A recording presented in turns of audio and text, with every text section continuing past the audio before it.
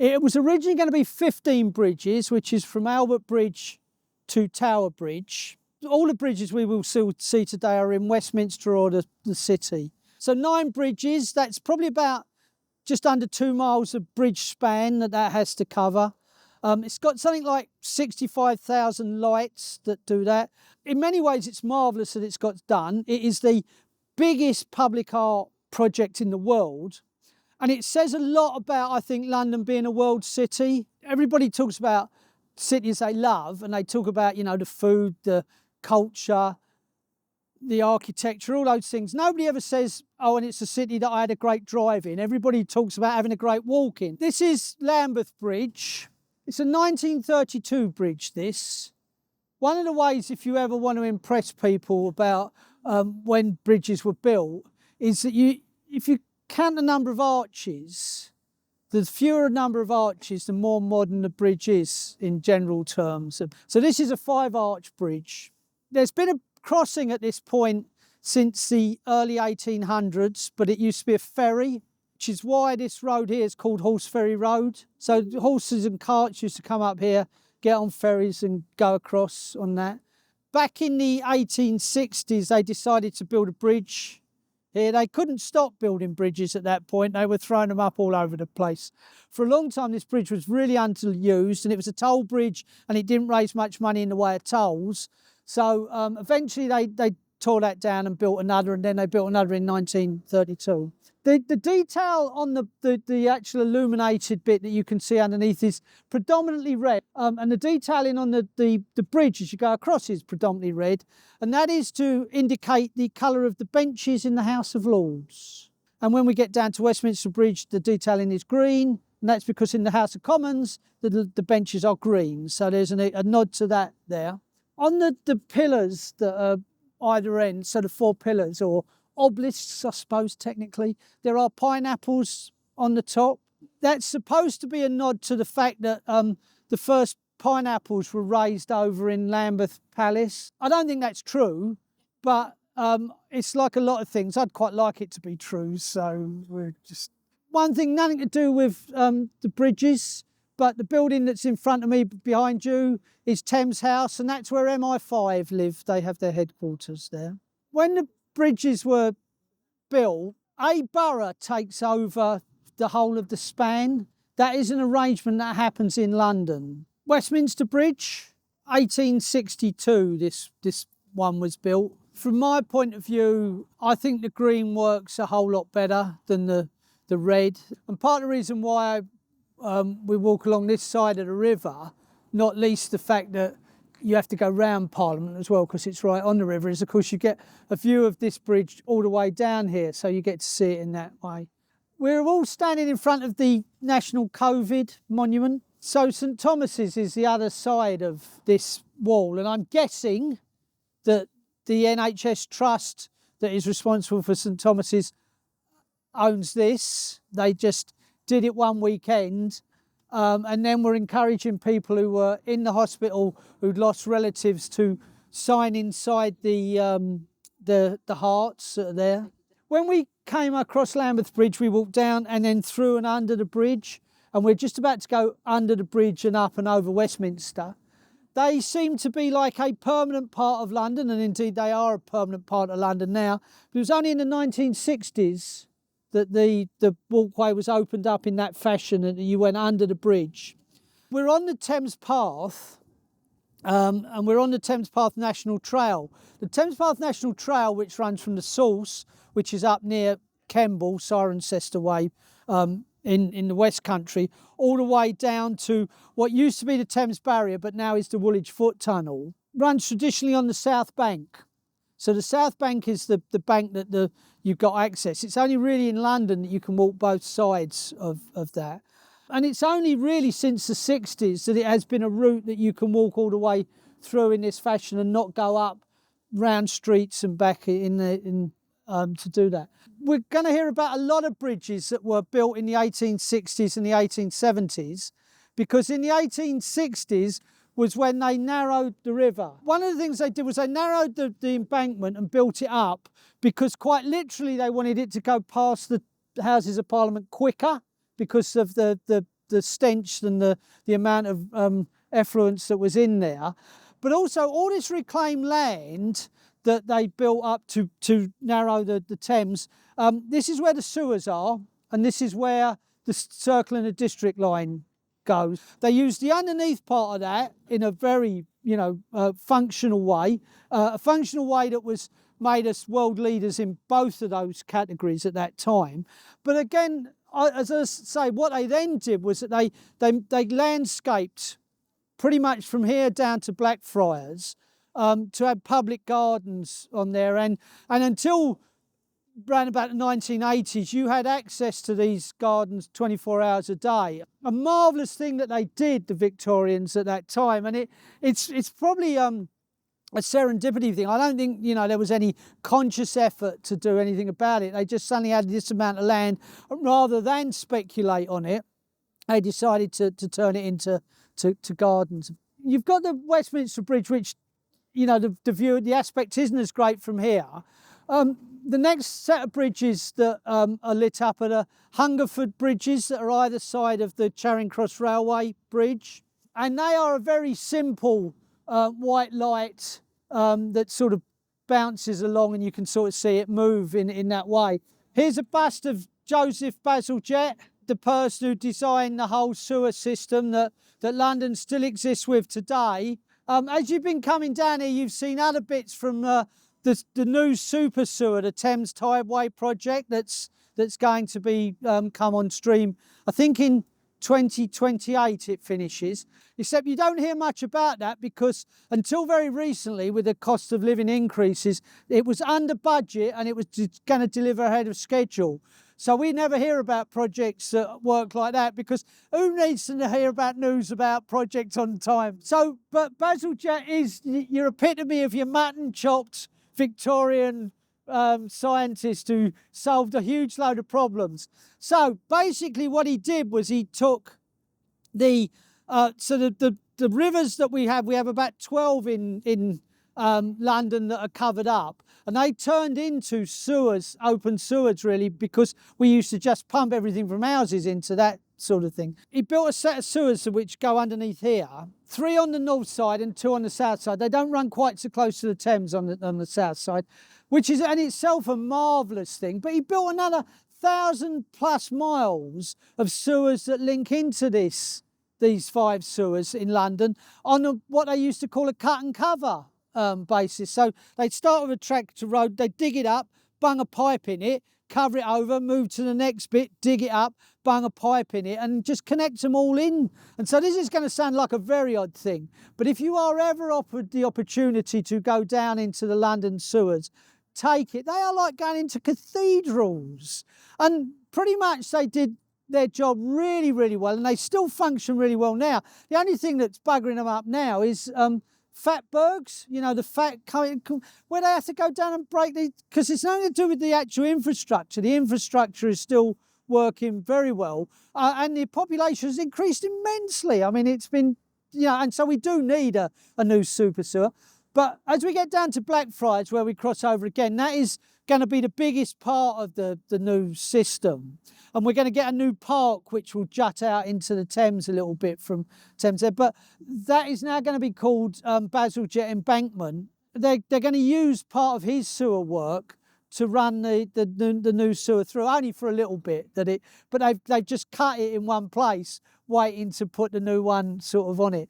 And this stuff is just such advanced engineering. This is not cut and cover. This is that they load multi-million-pound tunnelling machines down in there to cut the sewerage system. And because they're so big, you can't get them out again. So they just leave them there, don't they? I mean, it's just stunning, I think. We have Waterloo Bridge here. This one was finished during the Second World War, and so it was opened just after the Second World War, and is commonly known as the Ladies' Bridge because there were a lot of female workers on it. In fact, virtually all of them during the Second World War were female workers on it. That was a commonly known thing. And then when people like Desmond Plummer out of the LCC and the GLC came along to open the bridge, the women were almost wiped out of history about it. There was no mention of them. And in fact, it took a a researcher to find some newspaper archive photos of women working on the bridge to sort of reprove the fact that it was women that worked on there. But I mean, it's a very modern bridge in London terms. And it's fronted with Portland stone. So Portland stone is the nearest sort of thing we have to self-cleaning stone in the world. As it rains, it washes a lot of the dirt and the scrub things off. It doesn't mean they don't have to be cleaned, but as far as I'm aware, this has never been cleaned since it's been up. In front of me, behind you, is the Savoy. And the Savoy used to have a mezzanine balcony that went all the way around the outside. And I don't know how many of you are familiar with Monet, Claude Monet's paintings of Houses of Parliament and Waterloo Bridge. So he used to have a room in the Savoy where he'd come out on the balcony and he'd paint both, you know, he'd have lots of canvases and he'd look and paint Waterloo Bridge at different times of the day. So there are lots of them, and then he'd look downstream and he'd look at the Houses of Parliament and do that. Which is why if you ever go around, you know, like the major cities of the world, you'll see a whole lot of Monet paintings that aren't irises. I mean, you see a lot of irises, which are of London, of Rheims Cathedral, Saint Lazare in Paris, because he sort of piloted the whole idea of doing lots of different canvases of the same thing in that way. I always imagined them to be penniless sort of artists who were scribbling on, you know, tablecloths to pay for their food. So who alone was paying for him to stay in the Savoy is absolutely beyond me, because he didn't do these works to commission at that point. It was just that he obviously had, you know, pretty big benefactors. And the bridge lights are to reflect a sort of impressionist palette. So they have a very pastel colour and they are more sophisticated than the ones that go in there, not least that there is a band that goes either side. Now this was the original bridge that Lord Rothschild wanted to do as an illuminated bridge. So back in the 70s, he just wanted to do one bridge to tell the story of Monet and public art and the public realm about this sort of thing. He was willing to front up the money to do all of this, but Ken Livingstone was leader of the GLC at the time. But I love this bridge. I think this is the one that really works for me in the way of the project. And so I think this is a real great addition. And so I think the bit that now goes from here down to London Bridge, which is where we're stopping and where the project stops, this is the real part of the project and where you can actually see how it works, and it works in the environment it's in as well. So one of the things that happens is that because this project has been going so long, that every so often one of the bridges falls out of they're doing some other work on it. So Blackfriars Bridge is supposed to be lit like all the others, but isn't. This is an 1860s bridge because they were building because they'd narrowed the embankment upon this. They wanted to call it Pitt Bridge because of William Pitt. And I don't know how people expressed their dissatisfaction with that sort of thing then, but they were quickly dissuaded from naming it after a politician. Fairly unspectacular bridge. And this is one of the ones, if you ever feel the need to go on a Thames Clipper ride, this is quite a good one to go under and see what happens. This is Millennium Bridge. Did anybody was able to walk across it when it was wobbly? So I too didn't get to do it, and it's one of the London things I regret. For all of you who don't know the story, I mean, so this is an Arup engineering project. When it was originally opened, after a lot of time spent on computer-aided design and testing, immediately people started to walk on it because people drop into step with each other, you know, even if you don't know people. It started to have what's called resonance, and it started to bounce. And it then started to sway, and it started to move quite noticeably, to the extent that they shut it within a day. The sort of struts that you can see on the outside, not the struts that are on the pillars, but the things there. So they're all cables that have been strung out to take the resonance away, so they dampen the resonance down so the bridge doesn't sway. Engineering wise, that is called positive feedback.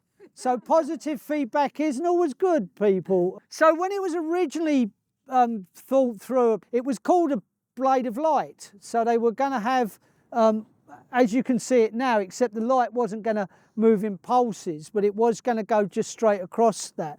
But with all the work that was done, the whole lighting part of it got forgotten, and it's barely, you know, it's only in the project that's been like this has been that's been reinvigorated it. So this was a relatively simple bridge for them to do, because they had the panels were there for them to just lift up and put the lights in. So they only had to make some minor changes to the existing work to make it pulse the way through. However, for all of you who've walked on it, you'll know how busy it used to be in pre-COVID times. So it did cause a little bit of you know, problems about shutting bits of it off to be able to put the lights on.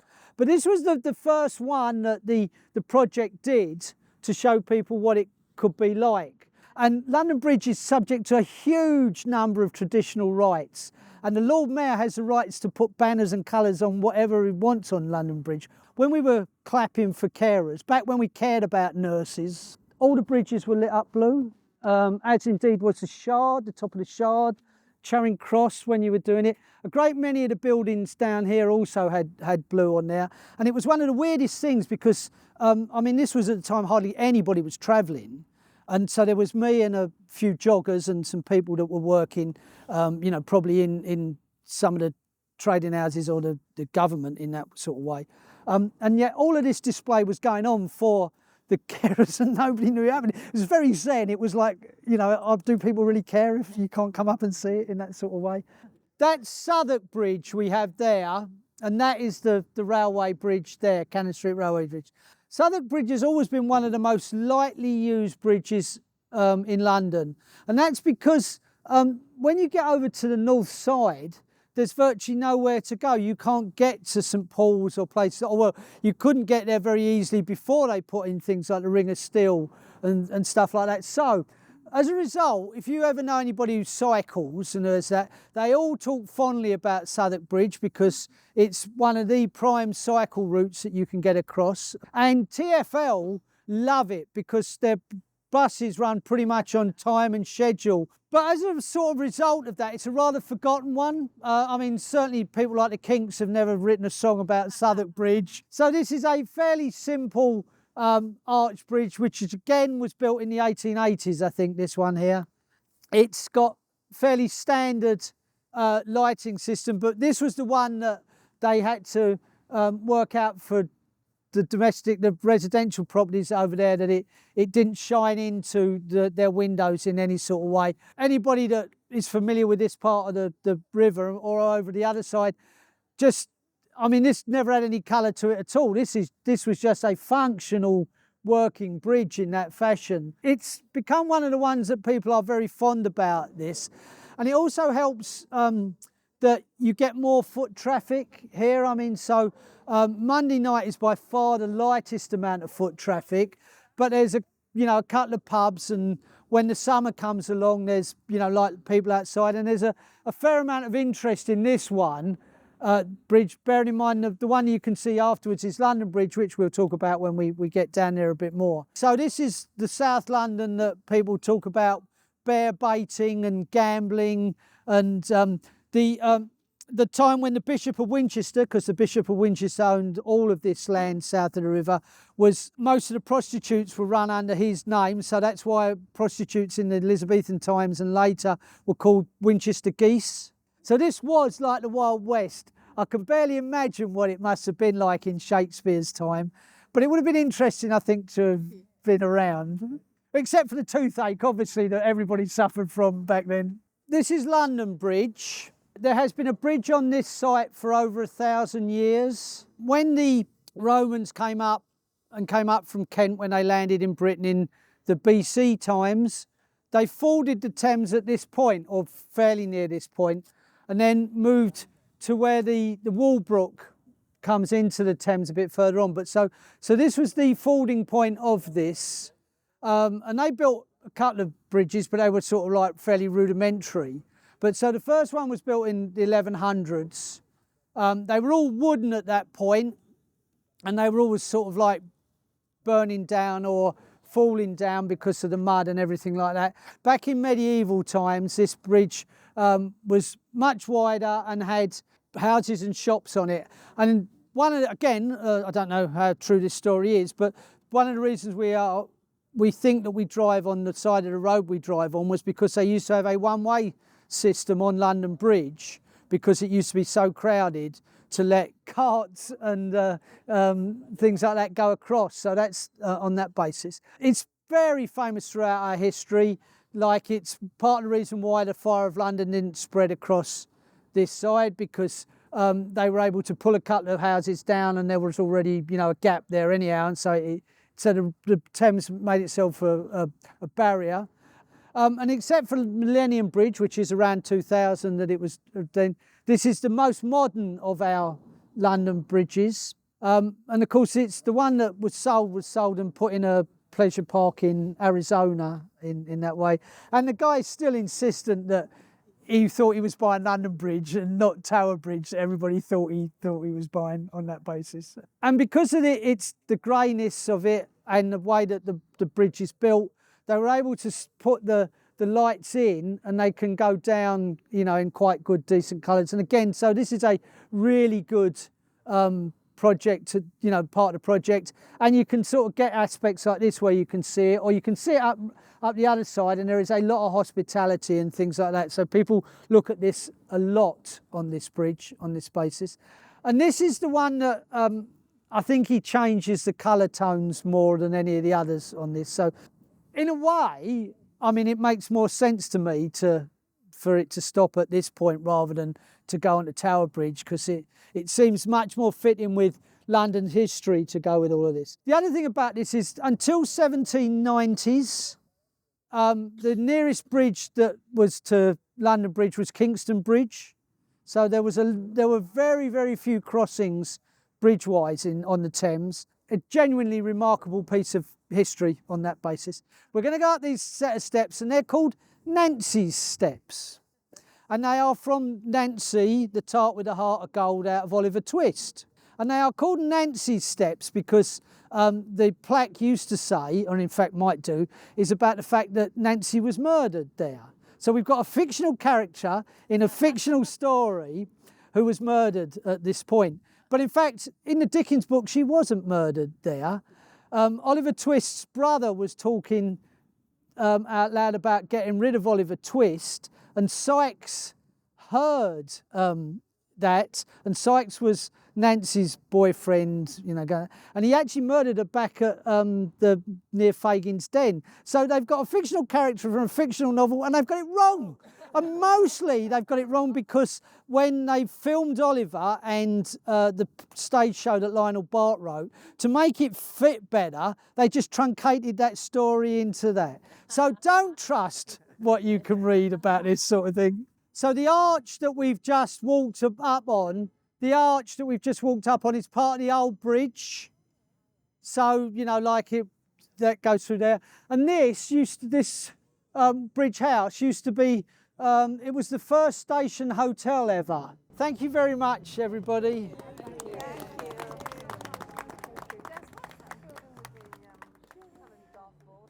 I don't know, but I know the dartboard's